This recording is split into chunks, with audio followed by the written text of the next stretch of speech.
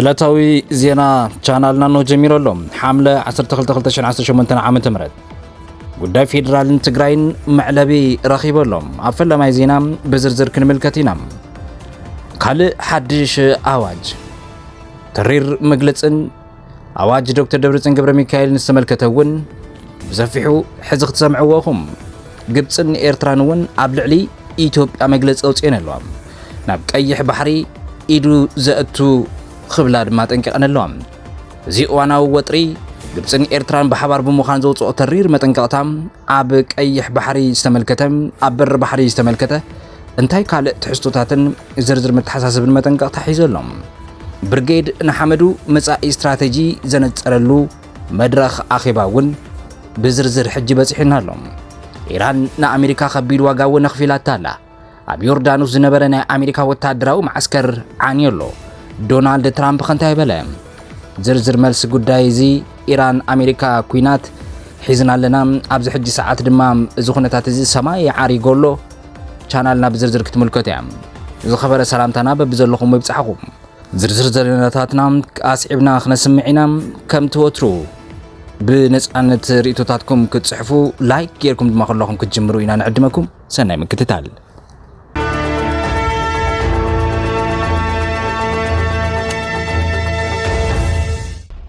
ጉዳይ ፌደራልን ትግራይን መዕልቢ ረኺበሎም ወጥሪ ተፈተንቲ ተምሃሮ ትግራይን ፌደራል መንግስትን መወዳእታ ረኺበሎ ቢሮ ትምህርቲ ክልል ትግራይ ሓደ ሃንደበታዊ ውሳነውን ኣመሓላሊፈሎ ተምሃሮ ተጋሩውን ሃገር ለኸ ፈተና ክወስዱውን ተኣዚዞም ኣለዉ ኣብ ትምህርቲ ትግራይ ዓቢ ሃንደበታዊ ዜና ተሰሚዐሎም ምስ መንግስቲ ፌደራል ኣብ ዝኸረረ ናይ ፈተና ክርክር ምስ ሓብን ጸንሐ ቢሮ ትምህርቲ ትግራይ ሓደ ሓድሽ ሃንደበታዊ ውሳነውን ኣመሓላሊፈሎም እቲ ቢሮም ተምሃሮ ትግራይ ኣገልግሎት ገምጋም ፈተናታት ትምህርቲ ፌደራል ብዘውጽኦ ዕላዊ መደብ መሰረት ክዳለው ህጹጽ ትእዛዝ ተዋሂቦም ብሓላፊ ቢሮ ትምህርቲ ትግራይ ዶክተር ኪሮስ ጉዕሽ ተፈሪሙ ኣብ ዝወፀ ወግዓዊ ደብዳበም ተምሃሮ ካብ መጻኢ ሓምለ 22/2018 ዓመተ ምህረት ኣብ መላእታ ሃገር በወረቐት ንዝወሃብ ፈተና ክዳለው ካብቲ ብፌደራል ትካል ዝወረደ መምርሒ ብምልኦም ክትግብሩ ኣዚዞም ኣሎም እዚ ውሳነ ቢሮ ትምህርቲ ትግራይ ንምንታይ ኣብዚ ሕጂ ሰዓት ቀይሩ ንቐጽል እዚ ውሳነ እዚ ቅድሚ ሕጂ ትግራይ ናይ በዓላ ናይ ፈተና ንምድላው ትገብሮ ዝነበረት ጻዕሪ መርገጺ ተጻራሪ ዝኾነ ሃንደበታዊ መምርሒ ብምዃኑ ናይ መላእ ህዝቢ እውን ትኹረት ሂቦሎም ቢሮ ትምህርቲ ትግራይ ኣብዚ ደብዳበዚ ኣብ ልዕሊ መንግስቲ ፌደራል ብርቱዕ ወቀሳ ሂቡ ነይሮም ብፌደራል ደረጃ ብተደጋጋሚ ዝግበር ናይ ፈተና እዋን ምንዋሕን ፈተና ኦንላይን ኣብ ልዕሊ ትግራይ ንምጽዓን ዝተገበሩ ፈተነታትን ኣብ ልዕሊ ተምሃሮ ትግራይ ከቢድ በደል ስነ-ኣእምራዊ ጸቕጢ ከም ዝፈጥር ዝግለጽ ነይሮም እዚ ቢሮ ነዚ ጸቕጢ ንምክልኻል መሰል ተምሃሮ ንምሕላው እውን ናይ ባዕሉ ፈተና ንምድላው ወሲኑ እኳ እንተነበረ ሕዚ ግን ተምሃሮ ትግራይ ካብቶም ዘለውዎ ሃገራውያን ዕድላት ንኸይጎድሉ ብምሕሳብ ጥራሕ ነቲ ናይ ፌደራል ናይ ፈተና መደብ ንምቕባል ከም ዝተገደደ ፍለጡ ለይለሎም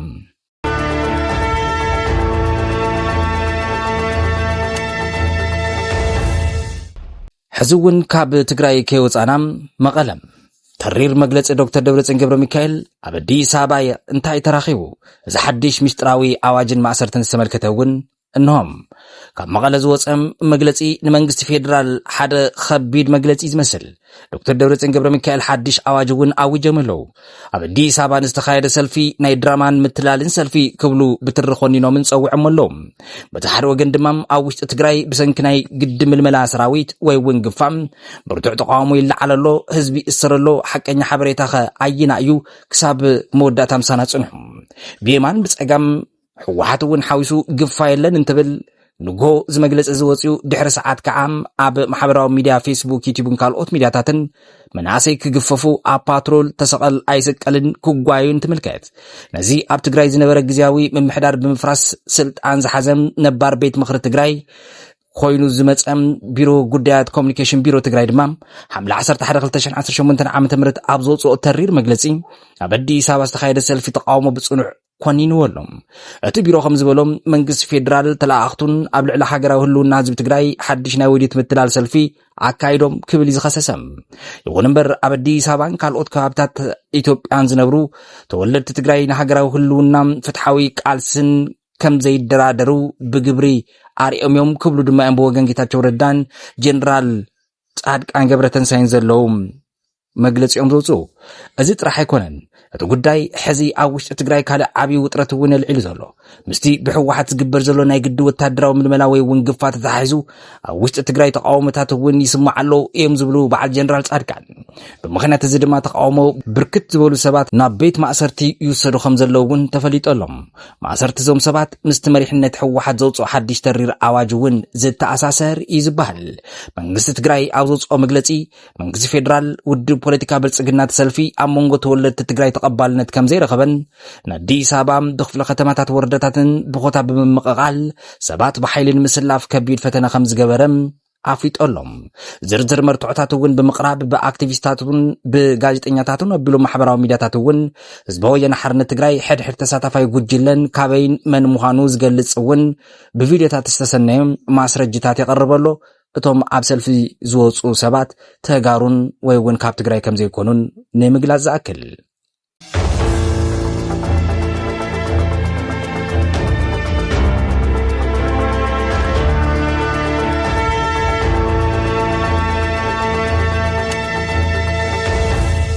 እዚ ዝበጽሐና ሓድሽ ዜና ግብጺ ኤርትራ ኢትዮጵያ ግብጽን ኤርትራን መግለጽን ኢትዮጵያ ቀይሕ ባሕሪ ኣውጽአን ኣለዋ ሓድሽ ዋናዊ ወጥሪ እውን ተፈጢሩ ኣሎ ግብጽን ኤርትራን ብሓባር ብምዃን ተሪር መጠንቀቕታ ኢና መሓላሊፈን ወሰን ቀይሕ ባሕሪ ወይ እውን ቀይሕ ባሕሪ ዘየዳወበን ምስ ቀይሕ ባሕሪ ምንም ዓይነት ወሰን ዘይብለን ሃገራት ኢደን ናብ ቀይሕ ባሕሪ እንድሕር ዘወጣውጣ ኮይነን ክብል ኣጠንቂቖሎም እዚ መጠንቀቕታ እዚ ምንቅስቓስ ንኢትዮጵያ ድዩ ንመን እዩ ዝብል እዩ ወገን ኢትዮጵያ ብኸበባ ንምሓዝ ዝተዓለመ ውዲት ክትብል ድማ ገሊጻ ኣላ እዋናዊ ህፁፅ ፖለቲካዊ ዜና ቀይሕ ባሕሪ ግን ከም ስዕብ ክቐርብ እዩ ጋዜጣ ግብጺ አልአሕራም ሎሚ ሰንበት ሓምለ 12 2018 ዓ.ም ኣብ ዘውፅአቶ ጸብጻብ ሚኒስትሪ ጉዳያት ወጻኢ ግብጽን ኤርትራን ሓድሽ ናይ ሓባር መርገጺአን ዕላዊ ገይረን ኣለዋ እቶም ሃገራት ቀይሕ ባሕሪ ድሕንነቶም ምምሕዳርን ዝብልከቶ ነቶም ኣብ ወሰን ባሕሪ ዘለዉ ሃገራት ጥራሕ እዩ ክብላ ኣይነፍሊጠን ካልእ ምስ ቀይሕ ባሕሪ ርክብ ዘይብላ ሃገር ናብ ቀይሕ ባሕሪ ክተዋጣውጥን ክተቋምትን ድሕር ዳእ ጀሚራ ግን ክትውቃዕያ ዝብል ግልጽ መግለጺ ካብ ዝወጻኢ ወሰን ቀይሕ ባሕሪ ዘይኮነ ሃገራት ነዚ ባሕሪ ብዘይሕጋዊ መንገዲ ንምቁፅጻር ዝገብርኦ ዘለዋ ፈተነታት ንዓለም ለኻዊ ሕጊ ዝጠሓሰ ምዃኑ ብምግላጽ ብትሪ ኮኒኖም ኣሎም እዚ ጸብጻብ ከም ዘመላኽቶም በኣር ሚኒስትሪ ጉዳያት ወጻኢ ኤርትራ ዑስመን ሳልሕ ሚኒስትሪ ጉዳያት ወጻኢ ግብጽ ድማ ባድር ዓብድልዓጢ ኣብ መንጎ ሃገራቶም ዘሎ ስትራቴጂካዊ ምሕዝነት ንምስፍሕፋሕ ኣብ ሓባራዊ ዛዕባታት ዘለዎ መርገጽ ንምትእስሳር ተመያይጥና ክብሉ በብገጾም ሓንሳብ ኣብ ትዊተር ሓንሳብ ኣብ ፌስቡክ ፍለጡልና ክብሉ እዮም ዝጠቅዑ ኣብዚ ዘተዚ ሚኒስትሪ ጉዳያት ወጻኢ ግብጺ ኤርትራ ንላዕላውነትን ሃገራዊ ሓድነትን ግዝኣታዊ ውህደትን ንምሕላውን እትገብሮ ምንቅስቓስ ግብጺ ሙሉእ ደገፍ ኣለዋ ኣብ ጎኒ ኤርትራ ኢና ንኤርትራ ዝነክዕ ሓይሊ እንተሃልዩ 2-3 ሻብ ደጋጊሙ ይሕሰብ ክትብል ግብጽ ጠንቂቓ ኣላ እዚ መጠንቀቕታ እዚ ንመን እዩ ብግልጺ እዚ መጠንቀቕታ እዚ ንኢትዮጵያ ምዃኑ እዩ ዝሕበር ዘሎ ፕሬዚደንት ኢሳያስ አፈወርቂ ኣብ ቀረባ ግዜ ኣብ ግብጽ ዝገበርዎ ምብጻሕ ፍርያት ዝነበሮ ምብጻሕ እዩ ተባሂሉ ብተንተንቱ ተገሊጹ ኣሎ ፕሬዚደንት ኢሳያስ ኣብዚ ዓመት እዚ ንኻልኣይ ግዜ ግንቦት 30 2018 ዓ.ም ናብ ግብጽ ተጓዒዞም ነይሮም እዮም ግብጽን ኤርትራን ካብ ዝሓለፈ ግንቦት ወርሒ ጀሚሮም ብዛዕባ መጓዓዝያ ቀይሕ ባሕሪ ኣተሓዛ ወደባትን ስምምዕ ከም ዝተፈራረማ ዝዝከር እዩ ክልቲአን ሃገራትን በኣር ቀይሕ ባሕሪ ምስ ሃገራዊ ድሕነት ወሰን ሃገራት ቀጥታዊ ምትእስሳር ኣለዎ ስለዚ ካልእ ወገን ኢዱ ክእቱ የብሉን ክብላ ጸኒሐን እየን ሕዚ ጽምዶ ዝበሃል ካብ ኢትዮጵያ ትግራይ ሕወሓት ሱዳን ጀነራል አልቡርሃን ሶማልያን ካልኦት ከባብታትን ተወሳሲኹ ኤርትራም ኣብዚ ሕጂ ሰዓት ዝግንባር ካብ ኢትዮጵያ ክመጽእ ንዝኽእል መጥቃዕቲ ሙሉእ ምድለዋት ዝገበረትን ምናልባት እውን ኣብዚ ዞባዚ ሓድሽ ሓይሊ ንምፍጣር ትሰርሕ ዘላ ትመስል እዚ ሓድሽ ርክብ ድማ ግብጺ ኣብ ኤርትራ ብዝተፈላለዩ ኢንቨስትመንት ንምስፍሕፋሕ ዘለዉ ድሌታት እውን ብምግላጽ ብፍሉይ ኣብ ማዕድንን መሰረተ ልምዓትን ናይ ባሕሪ መጓዓዝያ ምትእስሳር ወደባት ምፍራይ መድሓኒትን ምዕባይ ዓሳ ቀዳምነት ከም ዝወሃቦ ተገሊጹ እዩ ድሕሪ ዞም ዓሳ ወደብን ልምዓትን ዝብሉ መግለጽታት ሙሉእ ወታደራዊ ድጋፍ ካብ ግብጽ ከም ትረክብ እውን ቃል ተኣትይዋ ኣሎም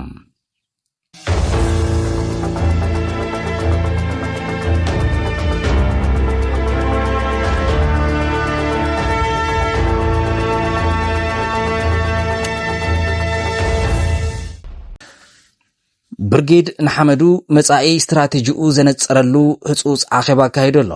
ቀዳማይ ግንባር ብርጌድ ንሓመዱ حملة 17 كم أوروبيان أقوتاصرا قدماي جنبار برجيد نحمدو خابي نابي يخيدلو أب تحت الزبل تشرحو بمرحة كوماند بوست قدماي جنبار سدالو سفح جمجم أخيبا أكايدوم إذا أخيبازي أوشت قديات اللو كنتات مساي استراتيجيكا وطناتن زاد هبم عمي أزات استخايدلو منبارو كابت جنبار استرخب حبريتا يرد خبل إريساتو وينس أبتيبالا أبال كوماند بوست زخون من إساي أرون أبت أخيبا أبزوس محمد رق أدمي ناب ميدا مورادو بأمرنا خندال يقبأ خبل أقداسنة وشت أو دلونتون أبريو خبل حزوون إريسات هاتسابتيبا أرون بتوسخي بأنبساز مرحو وخارو عوتاتيوم بوخارا زمرح أنبساقن سنفاتيوم ببال مريحنة جنبار قدا أنبسا وسيدون بتبعات بقعاتن كمرحو ساوعي تقريبا لهم كالي أبال كوماندو بوستو قبري هوت أبادي تتجمير زلو قارسي أب مفتسمتو زبت صحبتي أب ميدا زلو من اسم وخاب بمقلاس كل خساب مسوات أمون كخون ون أتحساسي بولهم ناتنا فرم أزيزي نازي كاب إريساتيا وسيداتهم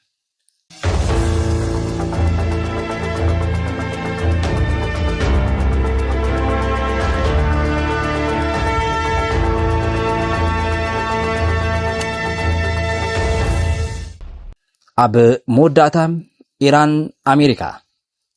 أمريكا خبيد واقع خفيلات تالا أب يوردانوس نبرنا أمريكا وتدرو معسكرون عنيلو دونالد ترامب حزنتاي كبل نصبل لنا أمونغ أمريكان إيران زقبر زلو ناي موتن حويتن كونات حدش درجة حيزلو تمالي أب يوردانوس نبرو وتدرو معسكر أمريكا بحيا المسائل درونات تتوقع له وتدرات أمريكا ون يوتهم حالفولو توم كابز استرفوون قوسيلوم إيران دمانز معسكر زي دمسي سياللخو ختبل مجلس أوسيالا أمريكا بوغنا بزعبازي سقطة أمريكا زوطرة زي نفسها سيوقع عالم كامل رحديو اسكن الملكت لومي كما أخلاي مبرأس سمعام آسان بادو التادراو زيناي أمونغو إيرانين أمريكانين داقم حربيتو زولو غونسي أب كلتي وغنات كبيد قدعاتي ورجلهم مزيد تتحيزو إيران كبابئة أب زركب حاجرات عرب زركبنا أمريكا والتادراو معسكر إلاما بمقبار تقطعتلت ناي درونات مسائلات متقعة تفتصم الله تمالي أب يوردانوس أب زركب معسكر أمريكا بزتفتصم متقعة دما وتادرات أمريكا تقتلهم قوسلمون اللوم أزي حبريتا زي زرقحة نزي خوينات الزبق عند زمرح زلهم أخلاي إز حايلي سراويت أمريكا ويون سينتيكو ميلون بتقوانقو أم تصوعوا وي كم تسبت أب CNN تغينو وزوم متقعة زي أم زبصحون وتادرات نتومنا إيران مسائلات درونات المخشاف أب سرح زنبريوم كلتا وتادرات بؤو قتلو خلو كالو 4 وتادرات دما قوسيلهم اللو ناب هوسبيتال كم زعتو ون سينتكم وسيخ إيجاليزم سينتكم مننتتهم استقتلوا وتادرات نسدرابيتهم كساب زنقر نجزئو ميستريو إلي حزوو خمزلهم يتسمع زلهم نزمت قعت زي سعبو دونالد ترامب ترير قبر ملسي والله ترامب ازي أزيو زحزن زسن بالفتصامي إخبال خقل سخلو نهاجرهم أمريكا قبلو عابي مسوعة النتزخفلي دحر مبال إيران فتصيما نيوكليرا وأصوار كتعتق إبلان قبلو ونيا متنك أتزم حلالفهم بتحر وغن نزمت قعت زي فتصم إسلاما حلو تسورة إيران IRGS أب يوردانو سبزركا وتادرو معسكر أمريكا بزوفنو متقعتي زي معسكر فتصيمو خمزعنو أو جلو أمريكا جن بزيكا قدعات وتادرات مقلاص أبزي معسكر زي سلزبت عنوات زهبتو مقلص يلن CNN خالقوت غازطنياتات كم زحبرون أمريكا بلعلي إيران متقعتي قابلت تجمر جميرو بسنك متقعتي إيران استقتلوا وتادرات أمريكا قطرهم 16 بصح الله باركس كبرات سمعتي تملكتي شانالنا نحزي زبصحنا أواناوي زيناتاتنا زوم سمعكم ومسنيرهم قصالي كال حديش معبال حزنا مصينا وانا وزيناتات خنصعن كلنا قلطفو مسلكم ملكت من تنكبكم نايدول ملكت زين خاخم دحردا لكم حنت شاب كتنخوا زين خاخم دحردا لكم ثانك يو يا قنيلنا ميسنا خصام الرغب تشاو